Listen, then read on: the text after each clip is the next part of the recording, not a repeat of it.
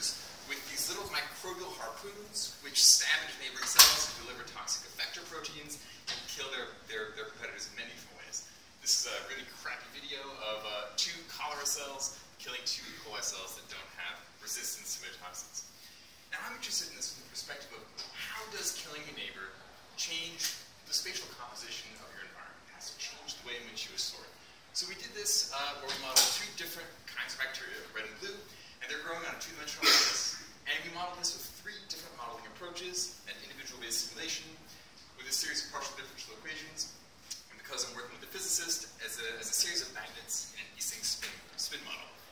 And they all have very different assumptions, but the basic result is the same. If you are killing your neighbor, but you can't hurt your clone mates, you drive the population through a phase separation, similar to oil and water separating after they've been sitting on the counter for a while. We call this the salad dressing model.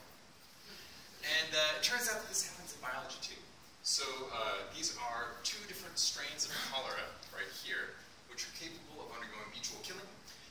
And actually, this was kind of a hard thing to get our hands on. Nobody has ever tested 2 different mutual killing strains of the same species of bacteria before.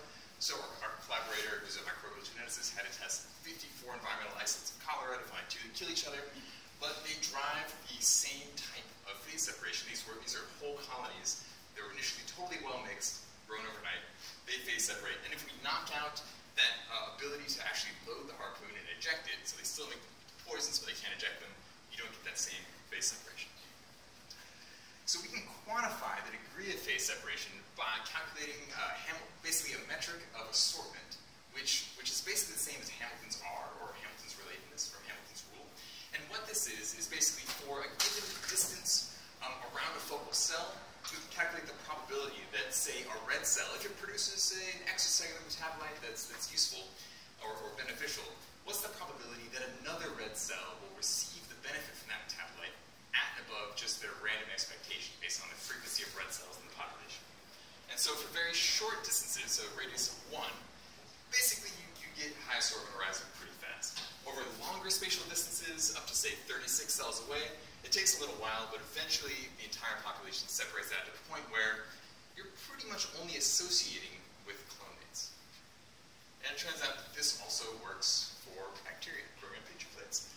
Here we're looking at the assortment over various distances for mutual killers, and here we ran a bunch of non-killing controls. This shading is at 95% confidence interval. And so these guys, as a consequence of phase separation, are mostly interacting with clone mates. But why does that matter? It turns out that interacting with clone mates is the sort of special sauce, the magic formula, which stabilizes cooperation. Microbes are sort of forced to be highly social because they're small, they live in dense environments, and they're often excreting things into the environment which another cell can simply come by and consume. And so they're probably some of the most social organisms in the world just because of their biology. Now, we can turn our PDE model into a sort of cooperative game in which we have a cooperator, which is making a public good, which cells use to grow quickly, and a cheat, which also gains the same benefit but doesn't actually have to make it so it grows faster than the cooperator. If we either take out type 6 killing so that they don't phase separate, cheats win. If we make this a non-spatial model by mixing up our population, even if they're killing, cheats win. But if we allow them to phase separate, cooperation is stabilized, and in fact cooperators outcompete cheats. Alright, so this has a kind of cool implication. It suggests that bacteria, by killing their neighbors, are creating an environmental condition which favors the evolution of sort of public goods metabolism. And we can test this experimentally. At least we can find support or absence of support for this idea by constructing a phylogeny. Previously I said that this is a really common trait. 25% of gram-negative bacteria have this trait.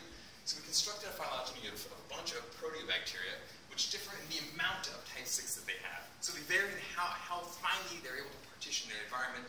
If they only have 1 type 6, then lots of other guys can join their group. If they have 9, you have to be the same in all different type 6s, otherwise you're dead.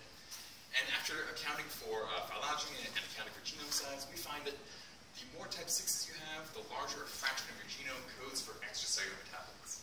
So in fact, there may be something to this in the real world.